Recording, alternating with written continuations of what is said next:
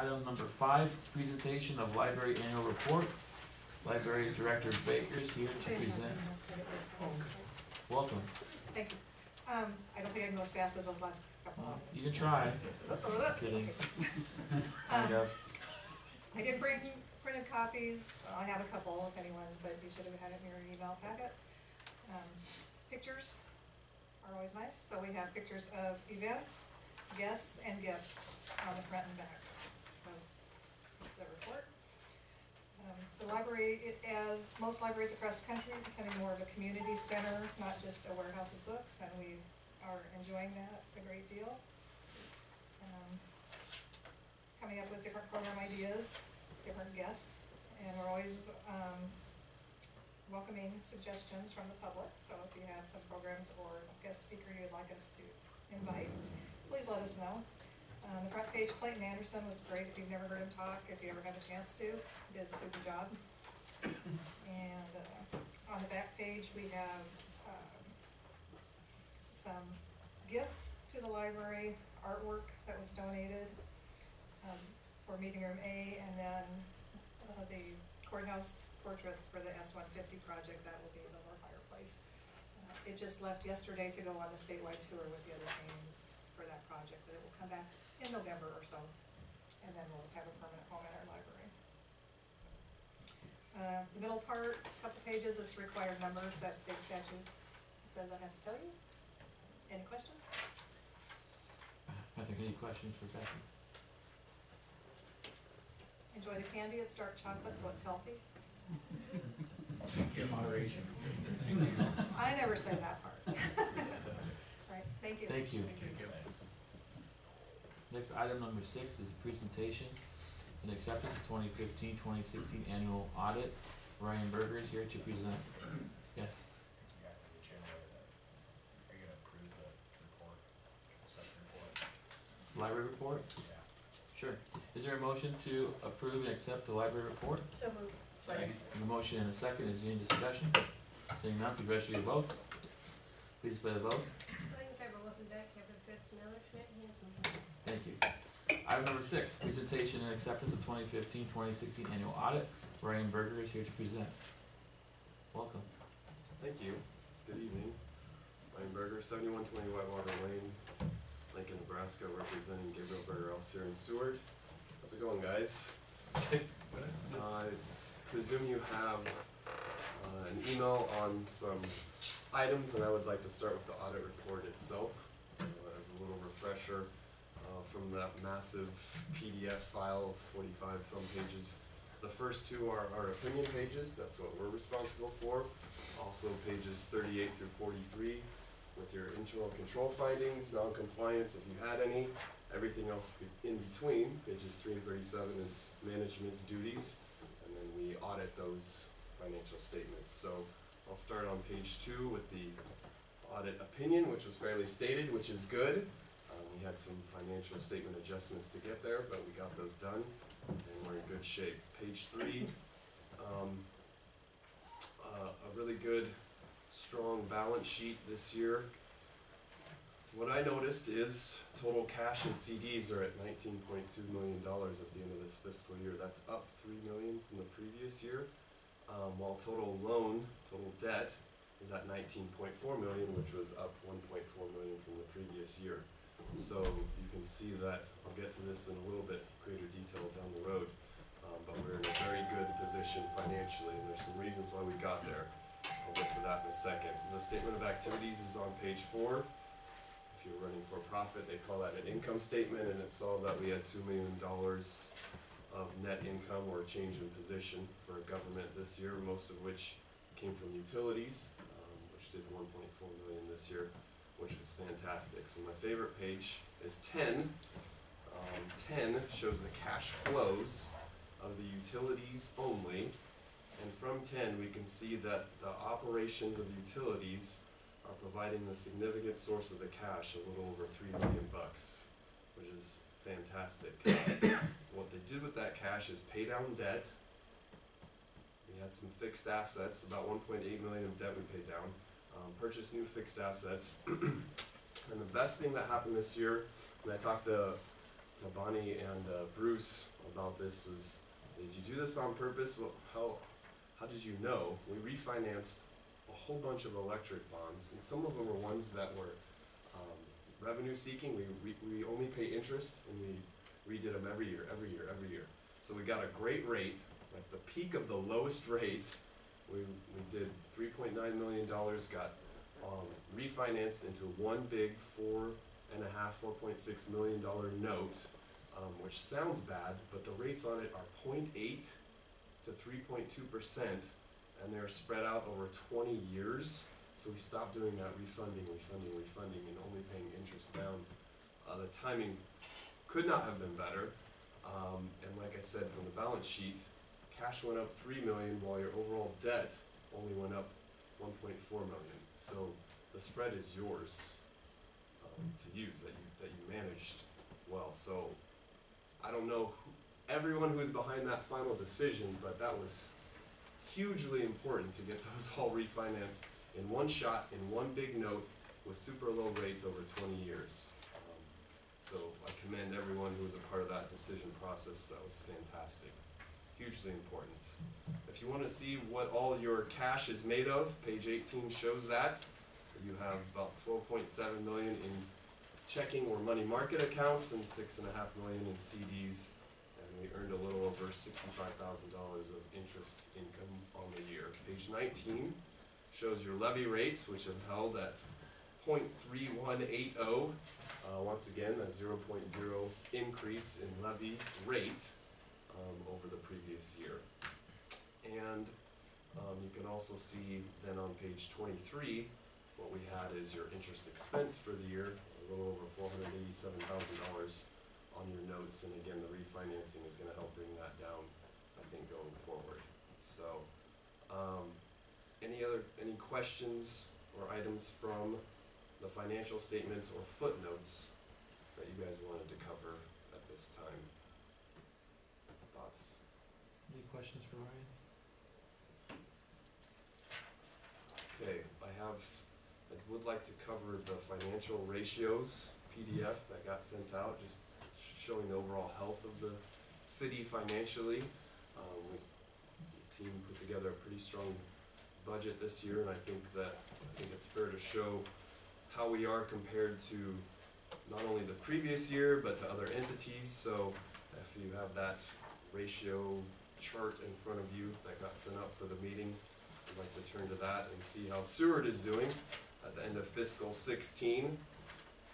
The current ratio, as a reminder, showing our current assets over our current liabilities, is up to 11.2 this year. The debt service coverage ratio is up to 2.5. I don't know, you probably don't remember this.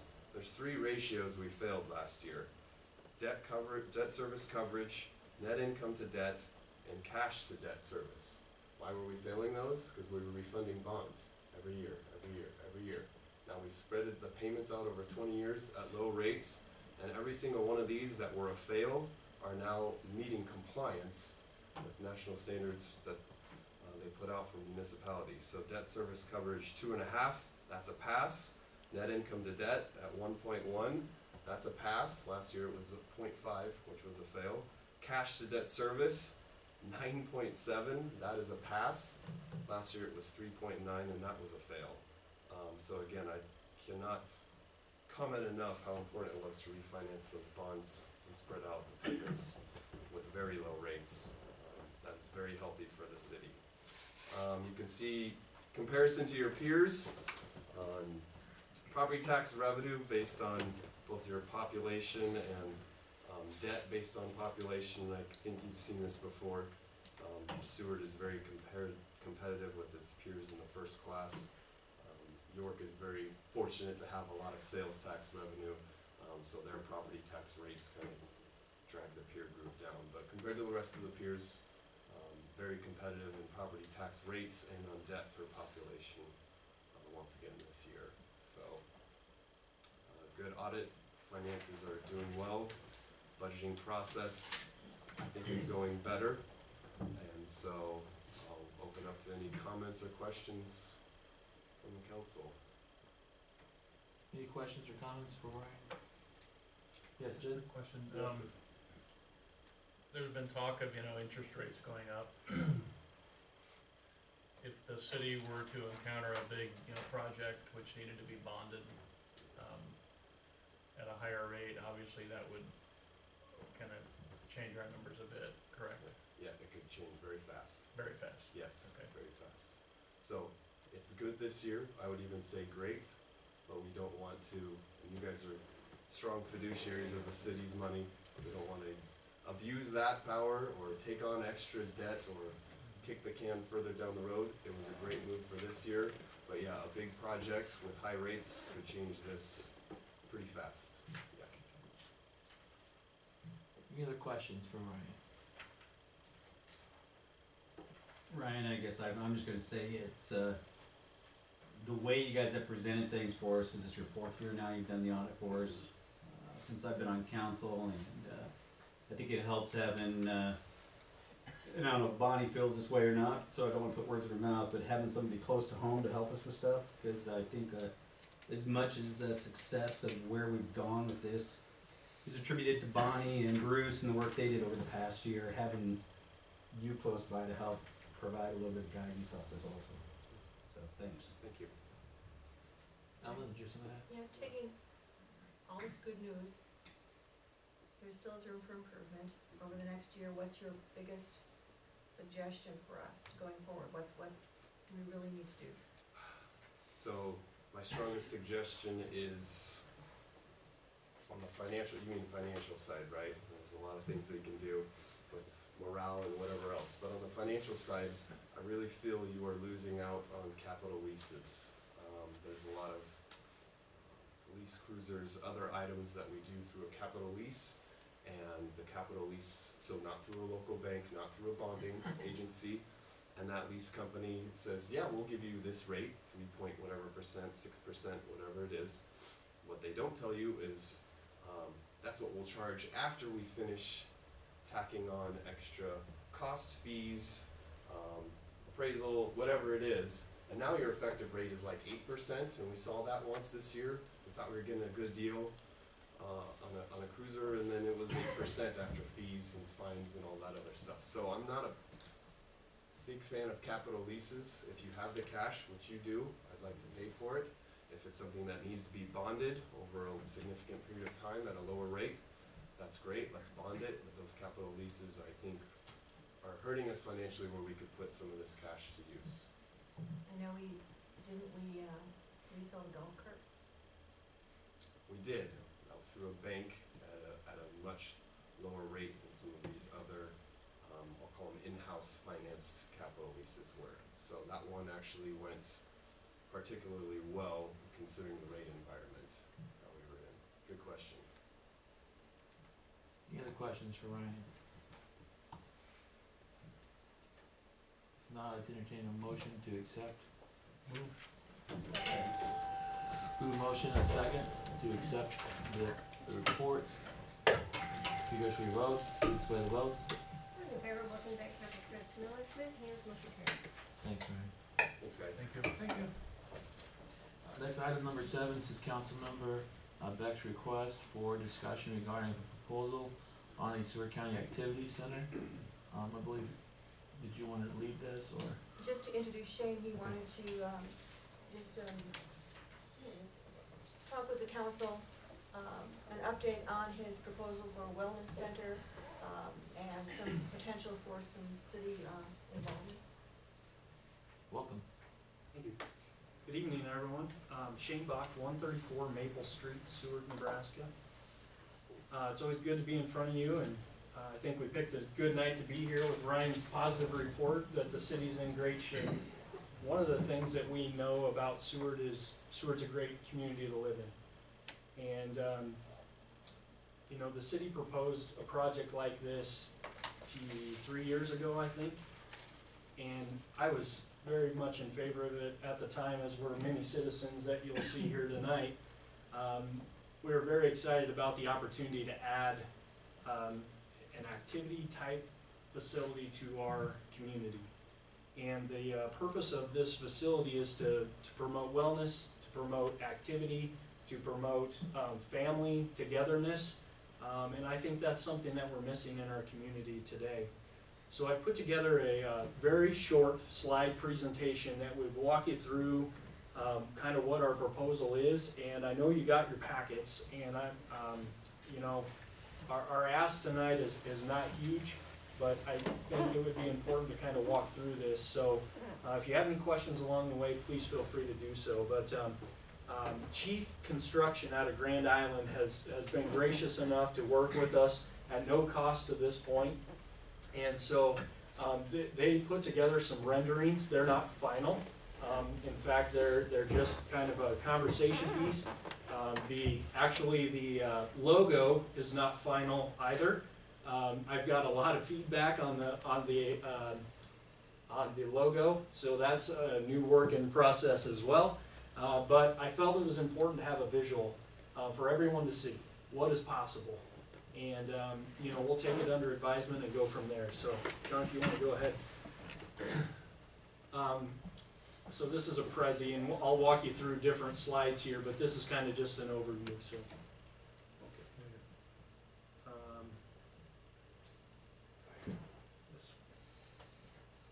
How about next slide? Next slide, Plus? I can do that. Okay, you go next slide. So here's a visual of what the outside would look like. In this view, we would be looking, you know, out the front door, you're looking northeast. So you're looking at the Bradford Center. The building over here is the existing Mike's Market building. The structure to the front and the structure to the west. So over here would be the old Union Bank, or which is now Farm Bureau. And then the church would be kind of above Dean's Head over here. That's where the church would be on that site. So that's just an overview of what the outside could look like. Go ahead, John. The inside will consist of a lot of activity, but one of the main features that will be different than anything that we have in town is a 6-lane lap pool. So the 6-lane lap pool will be for, you know, swimming laps. It's not going to have diving boards. It's not going to have lily pads. It's not going to have slides. It would have open time for the public to use, as well as, you know, lap swim throughout the day. So here's a little bit of an idea. Now that structure this layout will actually go in the Mike's Market building. When you look at the structural integrity of that building, it's a 10,000 square foot facility. It will not, it will house that pool very nicely with a little bit of seating, some locker room space off to the side, and a nice pool. The pool will be 25 meters long, or 75 feet 1 3/4 inch. The reason it's that size is because that is the length that it has to be in order for your times to count. How do I know that?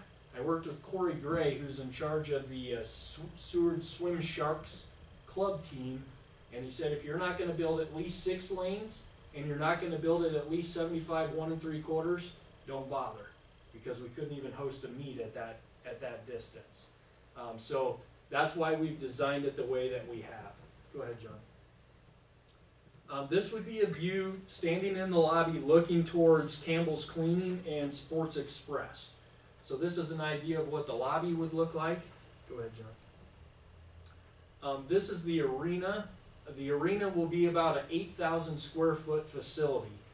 The basketball court will be full regulation on the main court, and then it will be a little shorter. Us, you know, old guys like me, we can't run 84 feet anymore. You know, and I played basketball with the mayor before. We need about 75 feet. So the cross courts are going to be about 75 feet. They'll be set up for volleyball. They'll be set up for basketball. There will also be drop nets in the middle that can divide the courts. So, you know, if we need to break it down into multiple sections, we can have 3 courts available to somebody, and then 3 courts available to the rest of the public. Around the top will be a 3-lane walk-jog track that will go around the top. There'll be some seating, some permanent seating there. And so this view is to the south. Now, I know it would be pretty neat to have some windows on this wall here to be able to see the county building right downtown. And so this is you know, by no means a final drawing. I also would like to see the roof pitched at a higher pitch, so that, you know, it's more open, it looks bigger. But again, when we're getting drawings for free, it's hard to complain. So, John, the next slide. The last slide, this would be facing to the north. And so in this area, down below in this area, will actually be a weight room. So I could see that being glass walls there, so you can actually see out of there. Up above will be studio space and cardio space. So up above will probably be where our ellipticals and treadmills are. Down below is where the weight room would be. We'll also have space for classes up above, as for example, you know, Zumba or Taibo, or what else do you gals like to do? Whatever the gals like to do. We'll also have a room for spinning. We'll also have room for like curves for women type equipment in that space. So we'll also have a men's and women's locker room, which would be located on this side over here. We also are proposing a family changing room. I know, like, when you go to the public swimming pool and, you know, mom takes their boys with her, you know, the boys have to come through the women's locker room. So we would like to incorporate a family changing room so that wouldn't have to happen, you know, along those lines. One of the other things that's not in here, but if we, you know, if we went back to the original screen, is we would have like a youth room or like a community room. Yeah, one more, John.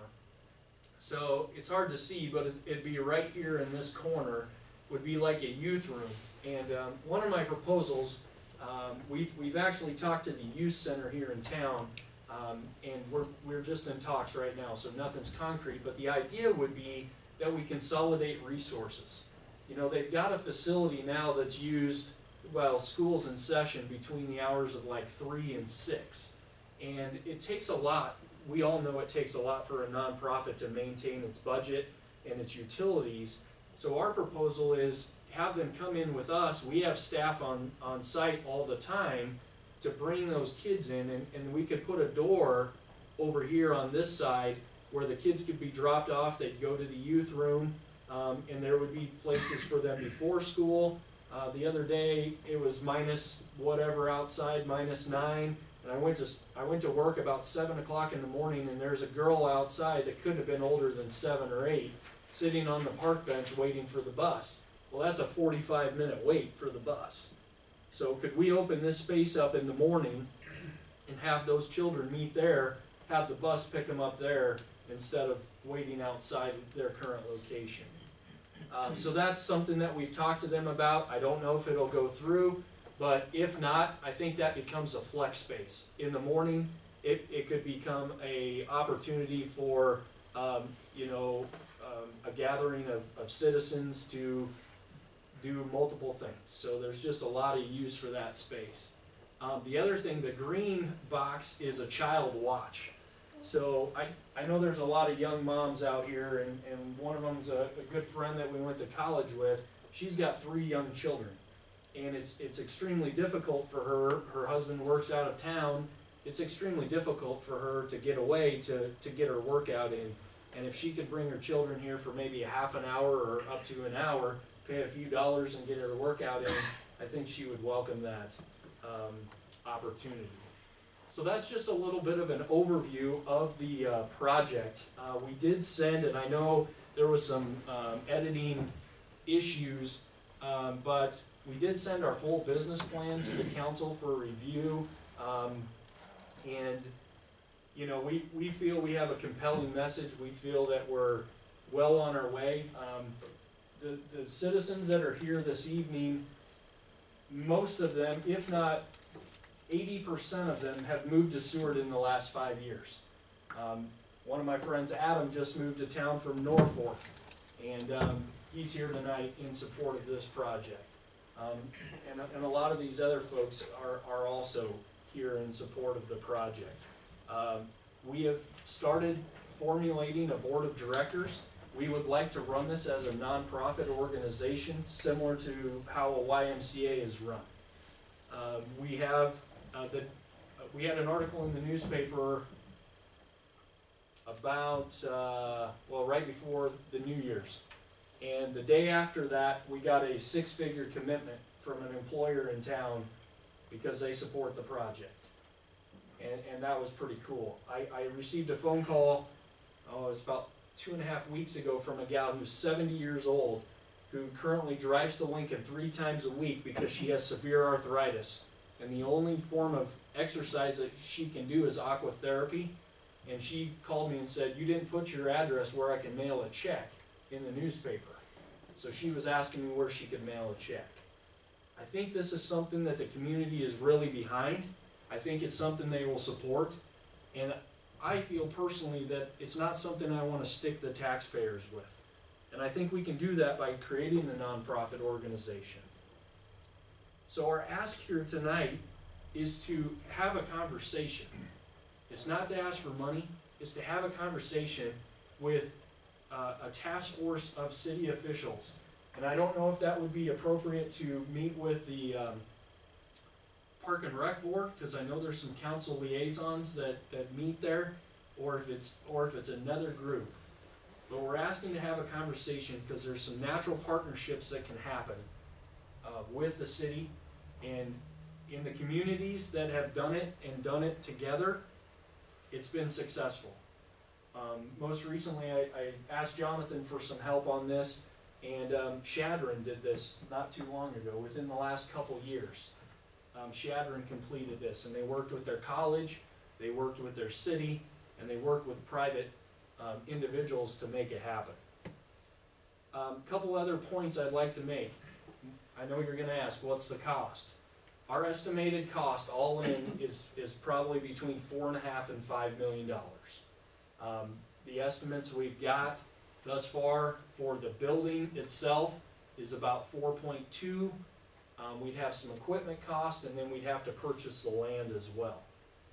So I'm thinking it's going to be closer to the 5 million than the 4.5, but we haven't even started negotiations yet, so I feel we can do a good job on that as well. Memberships.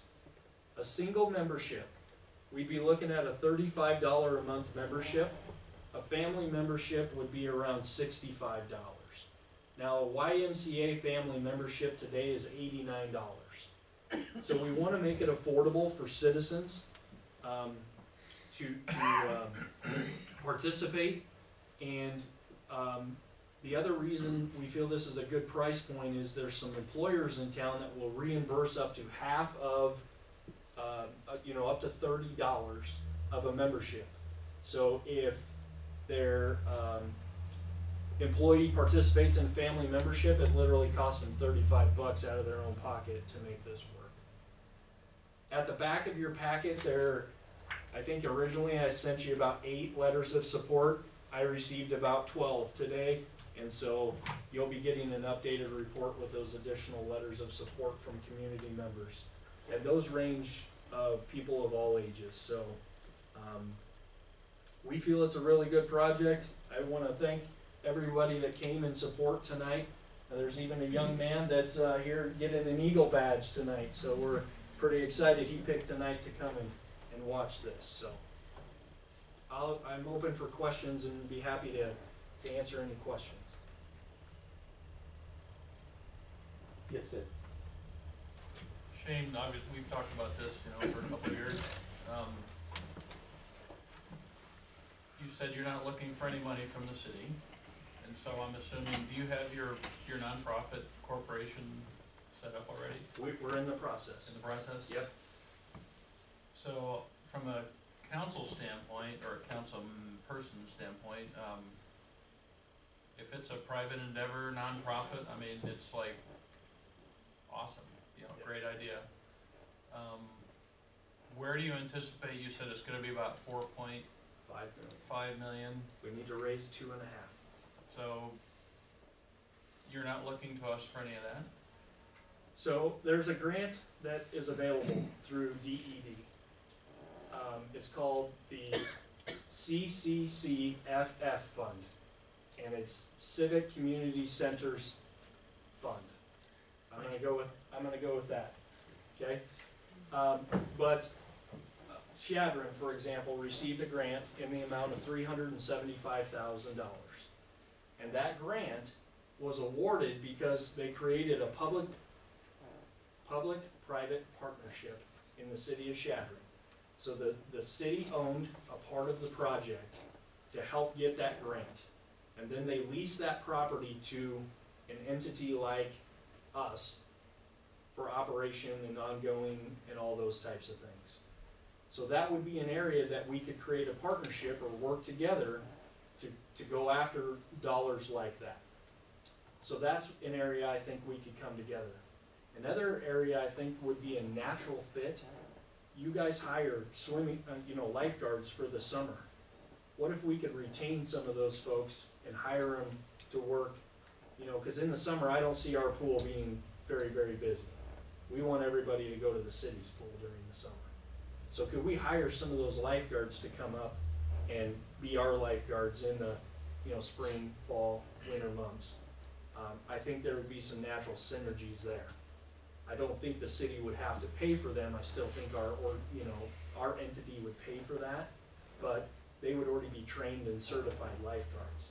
So I think there's some things that we could do there to create some synergies and make this thing happen at a high level.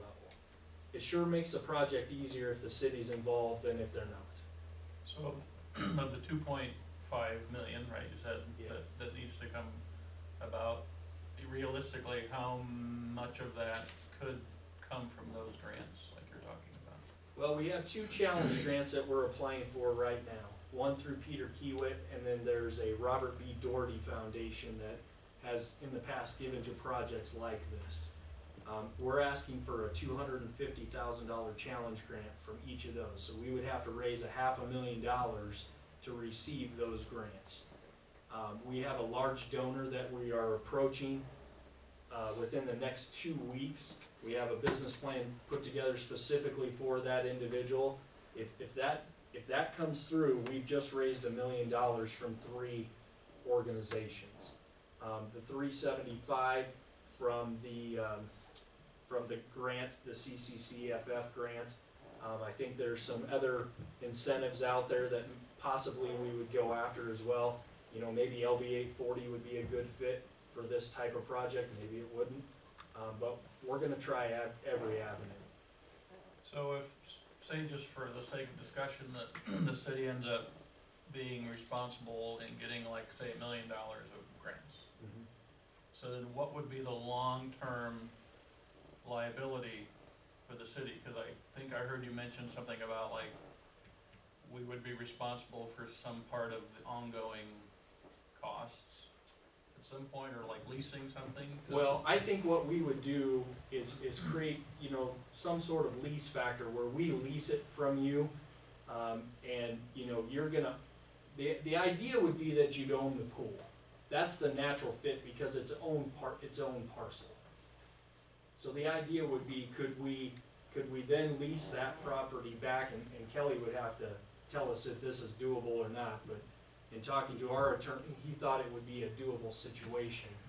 So we would lease that property back from you, and then you wouldn't have, the liability. We'd be the tenant of the entire property, and then, but you would still own that piece of the property. Because the pool, the Mike's Market building, the old Mike's Market building or Sunmart building is its own parcel. So that could be carved off and done, we could do with it whatever we want. But that's what we would, we'd need legal counsel to tell us if that's doable or not. So at the end of the day, if we get these grants, which you can't get without the city's involvement. The only one we can't get without you is the CCCFF fund. The other ones we could. You could. Yeah. So if we got the CCCFF one or whatever, basically at the end of the day, the city will end up owning part of this project. That's right. That's right. The city would be able to make use of that grant money for the purchase of the Mike's Market building? The idea is that will actually be given to the city. And the funds that so in order to get that grant, you have to match dollars. So the idea would be, and I don't know what it's worth, but let's say it's worth $300,000. We would go out and raise an additional $75,000 and put it as part of the project. Now, if the city wants to step up and say, yeah, we'll kick in the 75 we need to match the grant, we would love that. But I don't wanna put that on the city if that's not the direction they wanna go. I don't wanna create a burden for the city. We will go out, we've got an army of people, they're here tonight, part of them are here tonight. We will go out and raise the money if we have to. If the city says, we'll step up and help to that level, we'd be happy to do it. But I know the guy who owns the property, he's already willing to give that piece of the property away if it helps get the project done. Okay, so we give it to the city would lease it back to you. Lease it back to the nonprofit. To the nonprofit.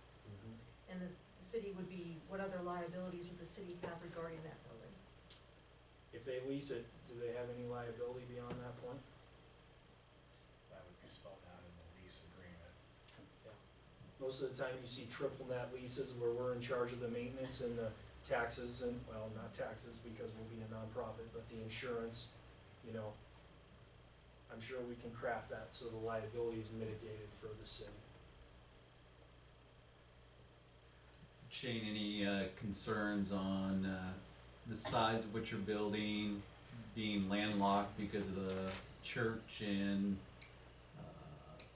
farmers next to you, and I mean, how long before you think you outgrow a building this size? You know, that's really hard to say. It's really hard to say.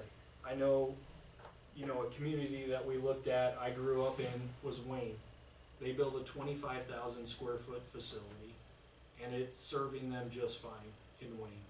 They're, you know, what are they, about 5,000 people? We're probably about 7. Now, their hospital has its own fitness center. Their college has an indoor pool, and it has a little more space than Concordia has in their facility. But, Chris, I don't know. I mean, I don't know how wildly popular this will be or not be, but here's what I do know. Right now, we have nothing. And I've lived here 8 years. I've been in Seward my entire life, and we really haven't had a place like this for people to participate and take part. I think it's gonna be wildly successful, and I hope it is. Because someday, if we continue to grow at the pace we're growing, we're gonna need 2 of these things. But that's okay with me. You referenced the Lucas study that was done back in 2013 when we were looking at the middle school property and putting a wellness center there. Yeah. I didn't pull out that report because it's buried under construction stuff at work Would you right like now. a copy of So, I've got it. But I'm just curious, what I wanted to compare, and I don't know if you did this or where your numbers came from exactly, size of your building versus the size of what was being proposed there, membership numbers you're proposing versus membership numbers that were proposed there, and how they compare. They're very similar. They're very similar. You were looking at about 13,000 square feet more than we were. We're at about 26,000 total square feet here, and I think that was proposed at about 40,000 square feet, if I remember correctly. But the numbers are very similar. So can we support, you know, can we have that? That's what I wanted to look at. I mean, when I was asking your thoughts on how long it would last, that's what I wasn't able to compare. Like I said, I have the reports. Right. They're very you know what's similar. going on at work right now, so it's buried. I can't get to it. Yeah. But I was just curious from size-wise of gyms and other things, how it compares when, you know, one of the concerns, as we've talked about it, is it big enough? And how long will it stay in it? Yeah. So you and I have talked quite a bit about it. Right. So. We're- And our goal is to make it as big as we possibly can, you know, and, you know, I know we can figure out ways to make it work if we need to add on.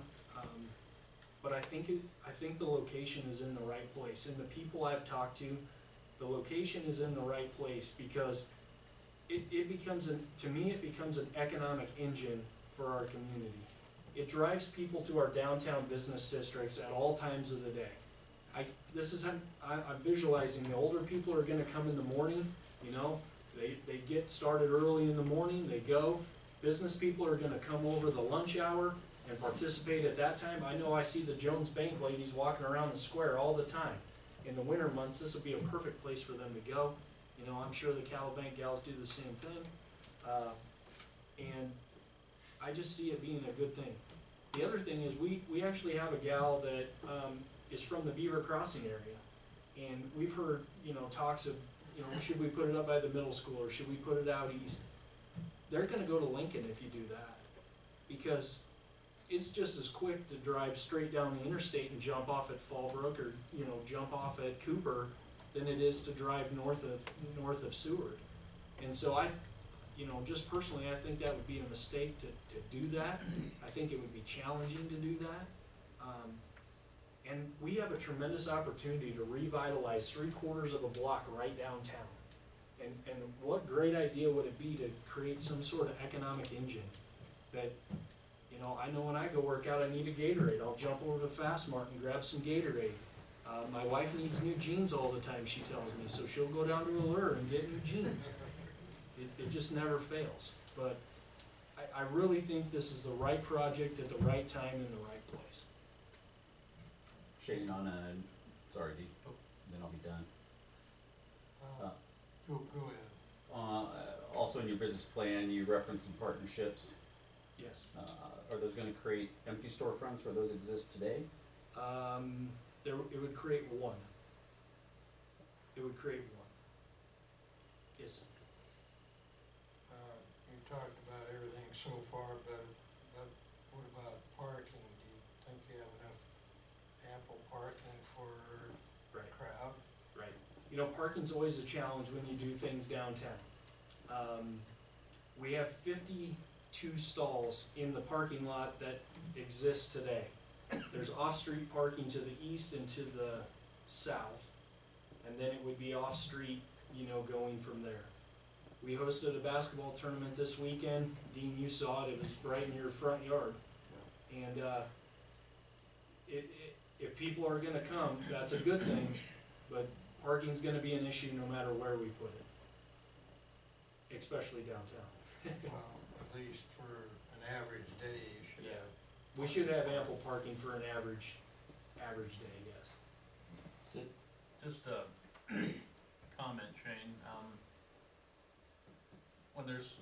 when the city's gonna get involved in something, I'm all in favor of it, if it's something that there's no way the private sector can pull off themselves.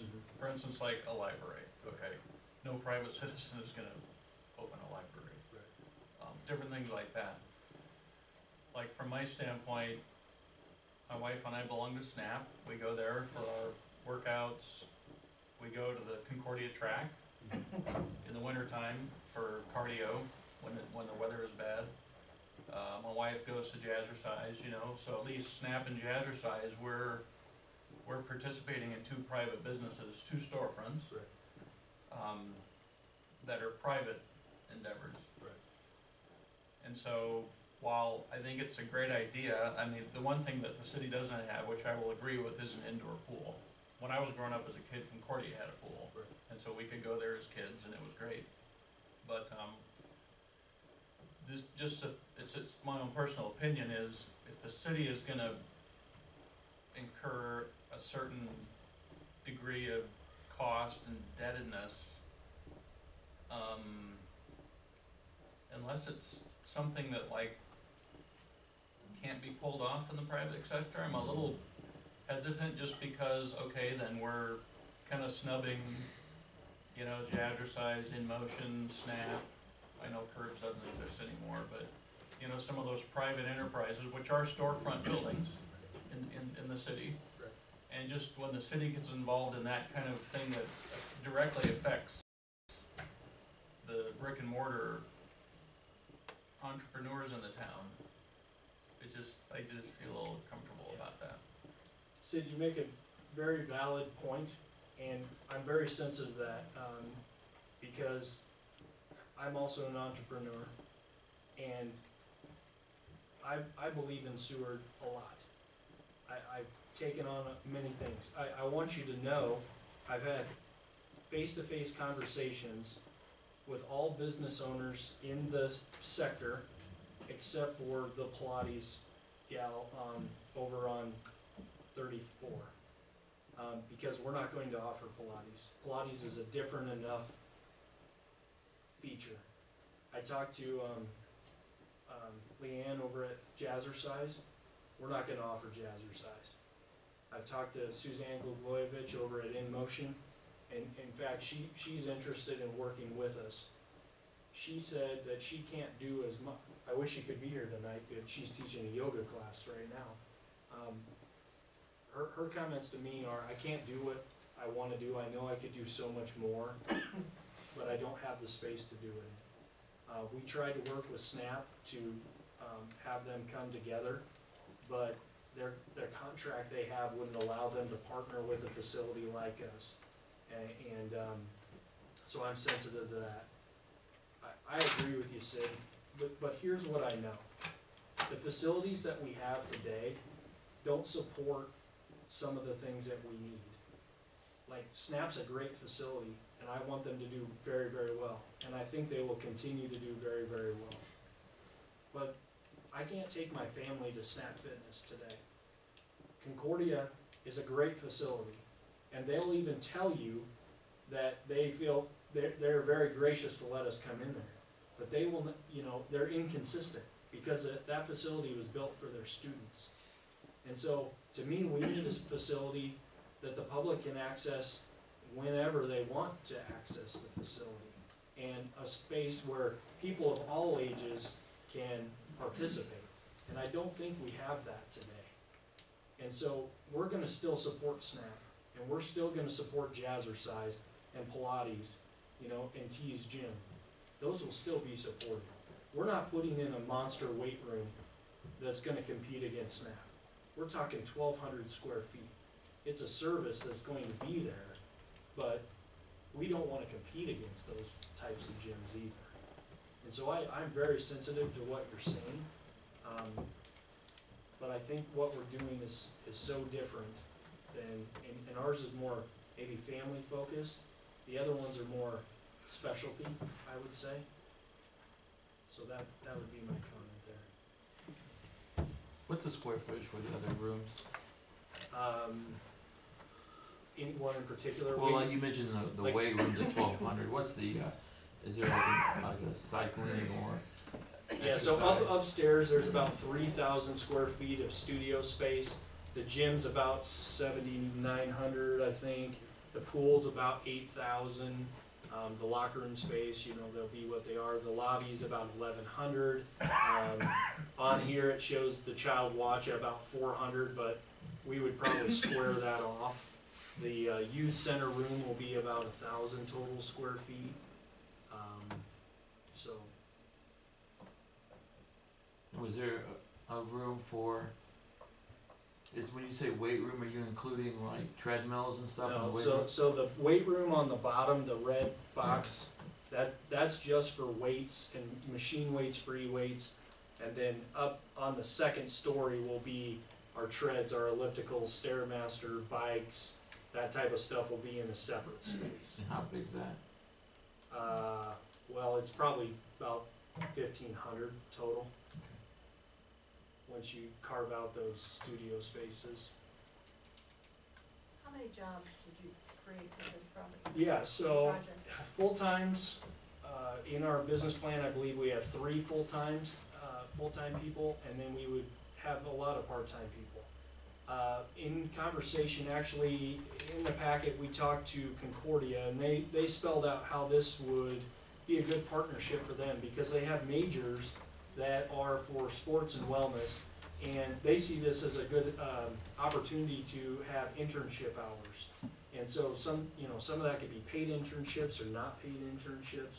We could also, I know like in Wayne, they have a lot of volunteers, some older people that come in the mornings and open it up, and they're there from 5 o'clock to 8 o'clock.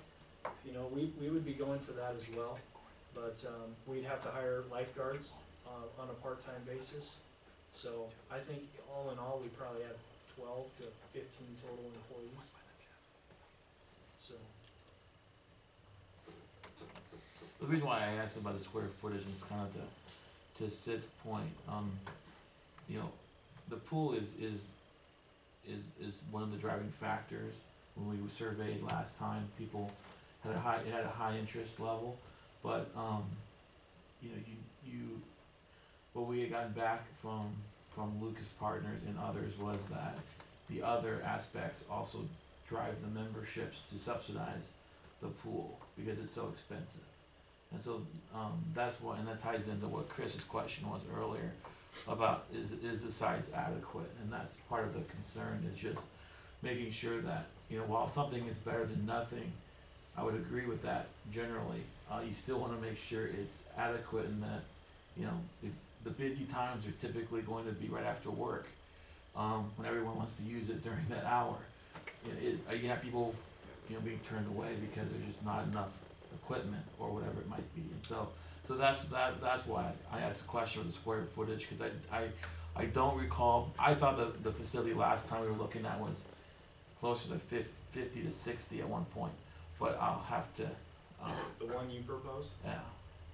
So I'll have to check and see, because I know we were basing our numbers off of the YMCA of Lincoln's recommendation, so I have to pull that.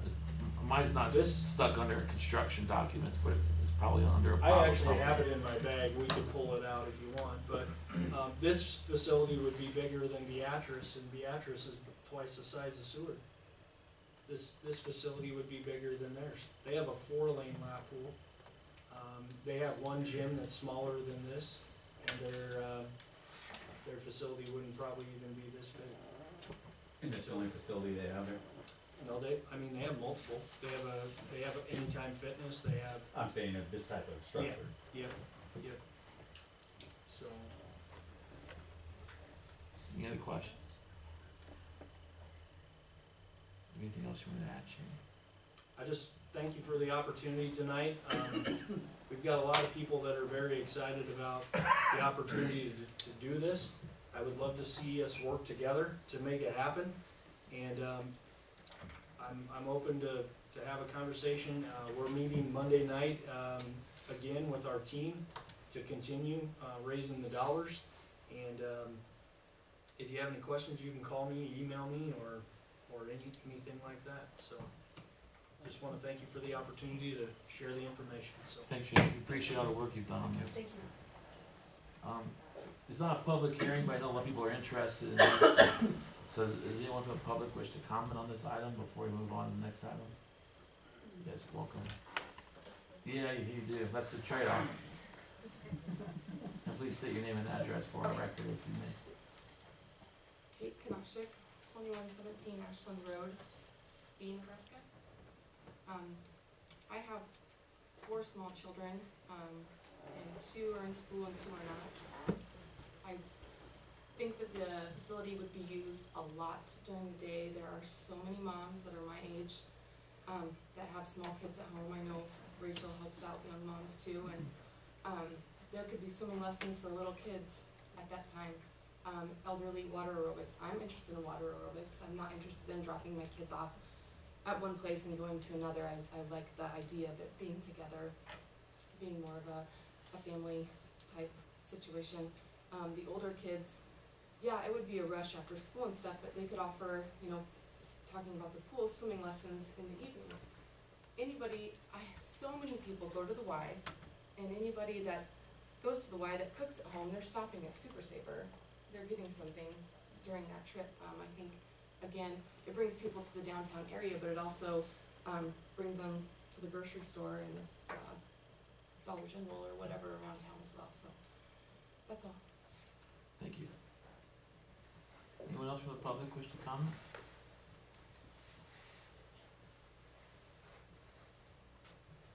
Welcome. Hi, Richard Goki, 3003 Bluff Road, Seward, Nebraska. Oh, I just wanted to say, I'm speaking here for support Shane on this project.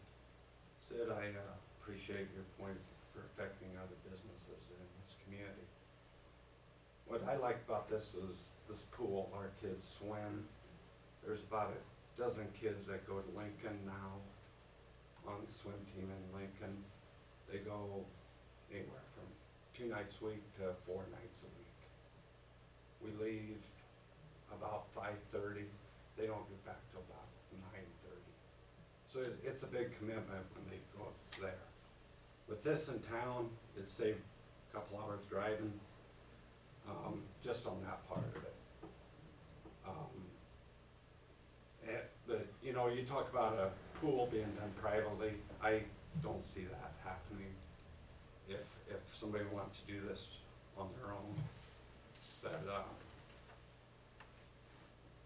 with the community involvement, do the pool and basketball courts, the walk track up above, I don't know, our family would be all for it, so that's all I have to say. Thank you. Thank you.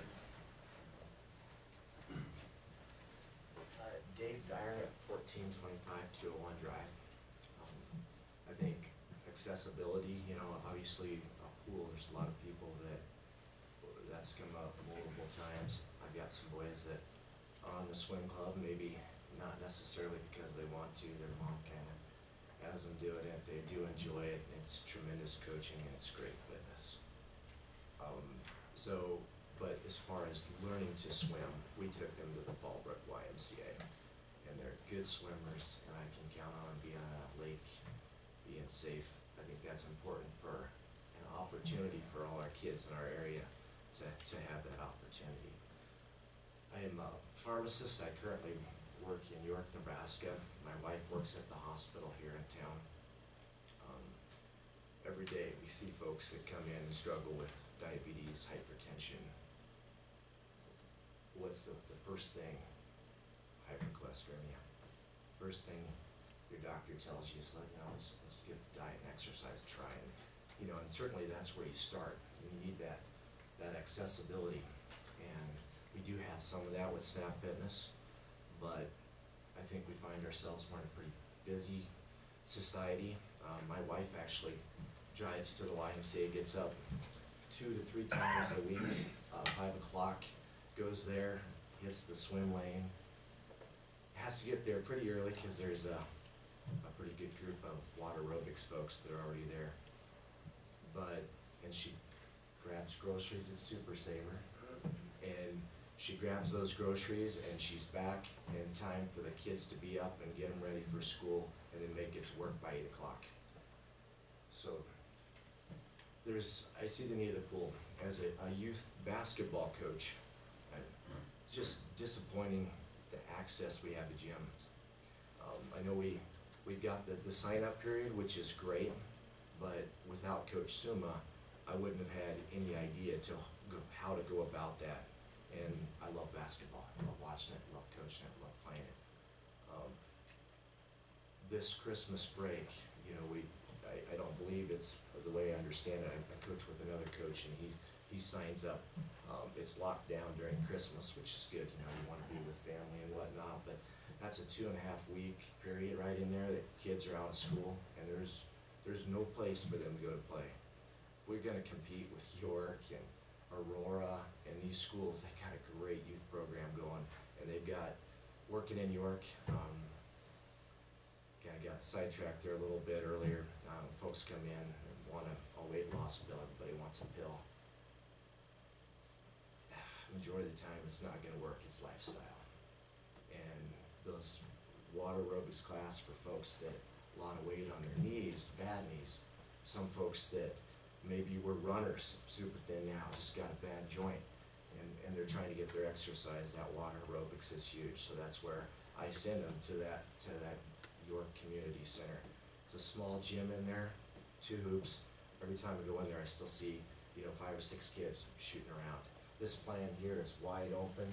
You could see, I could see myself maybe getting my tail end going on one of those stair stepper watching my kids shoot hoops.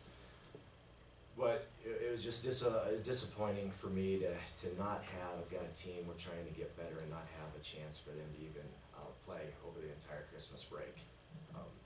I can tell you personally, we're looking at putting up a shop on a piece of property I have, and we've kind of designed one end of it kind of wide open, and we're going to try to get the peak rafter, so hopefully I can get those kids a place to play. But this would certainly trump that. But I think it's a great project, and I think it deserves the community support. I talked to some, I kinda found out about this at the Seward Showcase Basketball Tournament, great event. Brought a lot